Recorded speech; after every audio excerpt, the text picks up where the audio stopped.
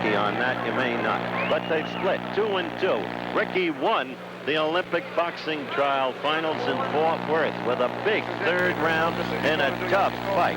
Again, I spoke to both fighters before the contest earlier today, and here, beginning with Whomack. In boxing, you know that yourself, you're going to get hits upside the head. But I don't really like to be known as a fighter that would come in and, you know, just punch and then get punched back just to get my punch off. That's a crazy fight, and I don't fight like that. How confident are you? Confident. I'm very confident that I'll bring home an '84 Olympic gold medal to Detroit, Michigan. How much pressure do you feel? Because you've got to win or else. Well, I don't feel that much pressure because I fought him twice last year in the Pan American trials, and he won the first one, I won the second one. I feel like I can beat him 2 times in a row because I really felt like I beat him 2 times last time. Well, good luck to you. Thank you.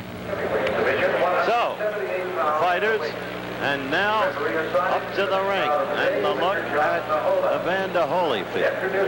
He's a taciturn man, but he knows what he's about in that ring.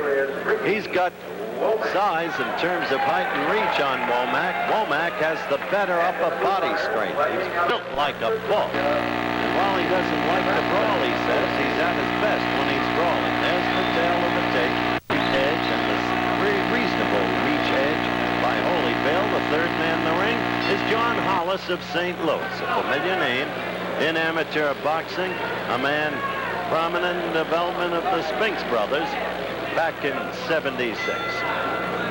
Okay, the action begins.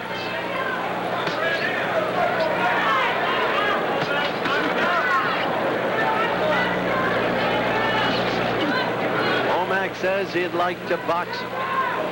Well, his job is to get inside.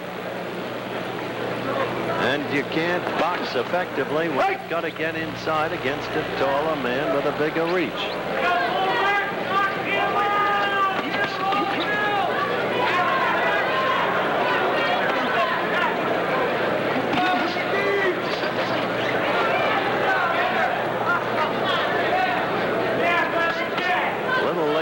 Having a quick talk with Peter Ubroth on one of the grave issues involved in the forthcoming games of the 23rd Olympiad to begin very shortly, as you know. It's impending now in Los Angeles, California.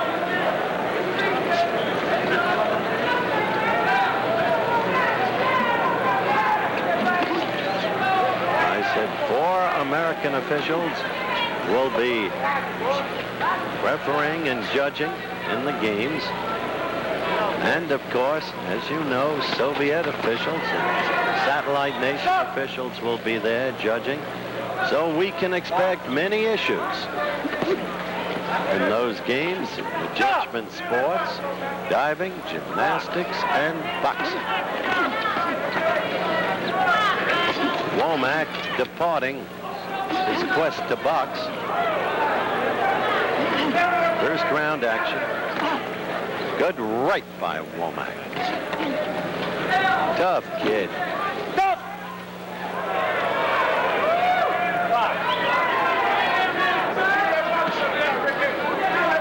He did a job on a Cuban fighter.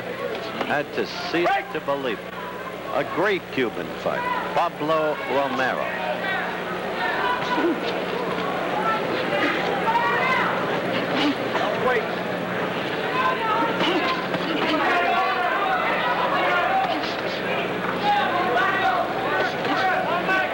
Holyfield getting good use out of that left. And good combination right there, stinging right.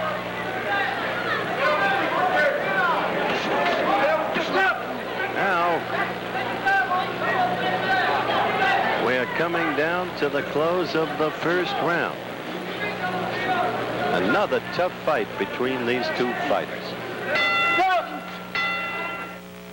Was that you? Well, for round 2, Ricky Whomack against Evander Holyfield. A tough first round. These two men so accustomed to each other. But Manny Stewart, aware of how tough Holyfield is, telling his fighter, Ricky Whomack, you got to step it up, kid.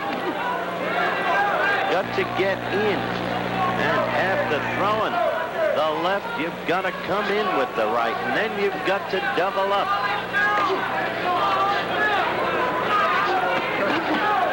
Easier said than done.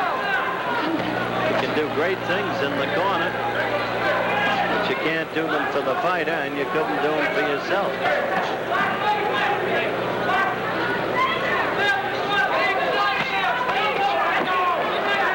You can see that Holyfield is a tough customer.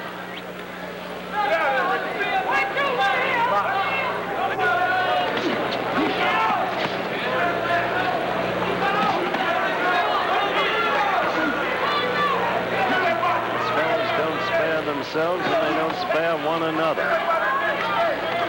Whomack has crunching power. He did away with the Cuban in the fight I talked about. And incidentally, the upsets of tonight prove one thing to me. As we view those fighters tomorrow who are involved in the upsets tonight in the ultimate final part of the Olympic box-off, this team is so deep. It is far deeper even than our great team of '76 in Montreal and our fine team of '52 in Helsinki.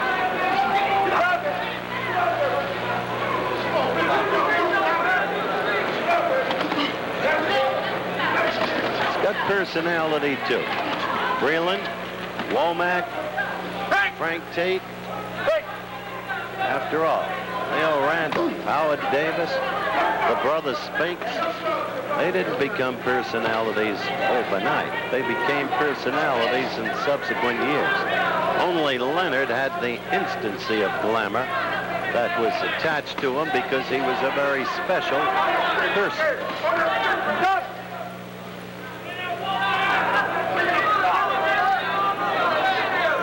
Second round action and a better round for Whomack.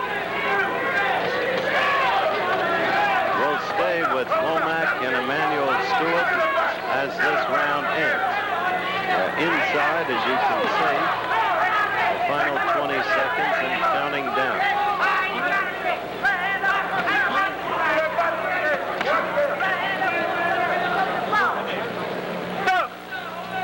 Tough fight, tough guys.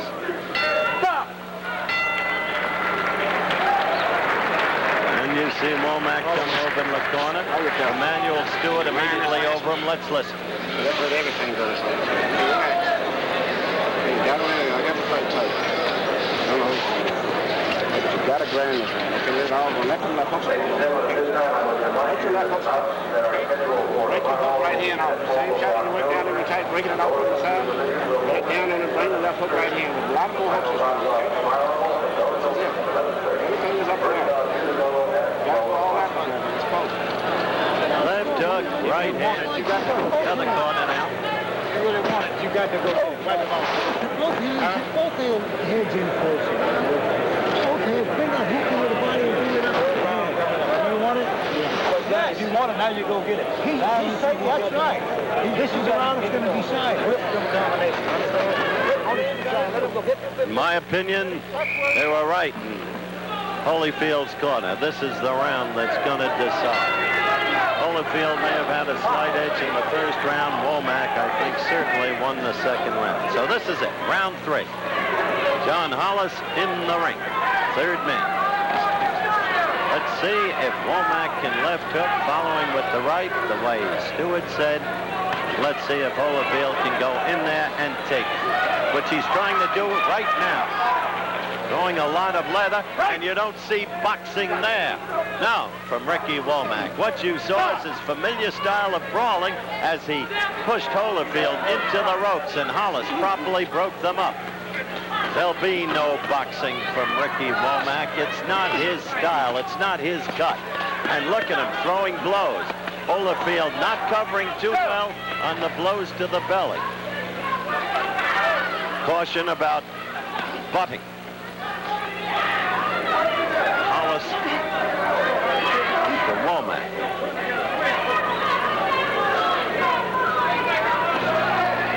tell you, Whomack's a tough cookie to try to go in and take it away from. It's easy for the corner to give that advice, but look at Whomack using that upper body strength. He'll use everything. He'll use the shoulders, the elbows. To the corner for talking by Hollis.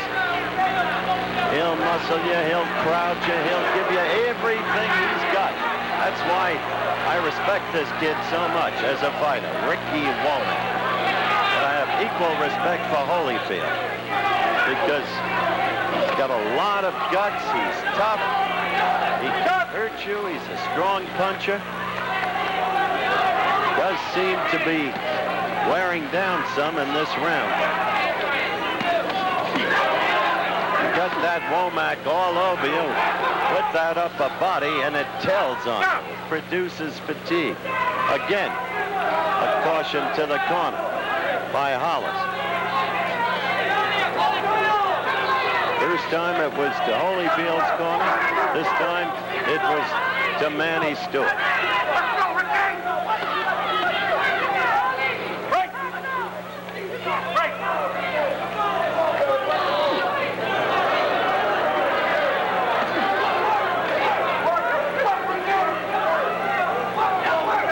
We are coming to the end of this fight. Holyfield rallying back. Gets Whomack into the corner. Ricky tied. Holyfield landing, scoring there again and again. Ending with a flurry. Hollis breaks them. We're inside of 10 seconds. Good left by Whomack. These men have spared themselves nothing. The end of the fight.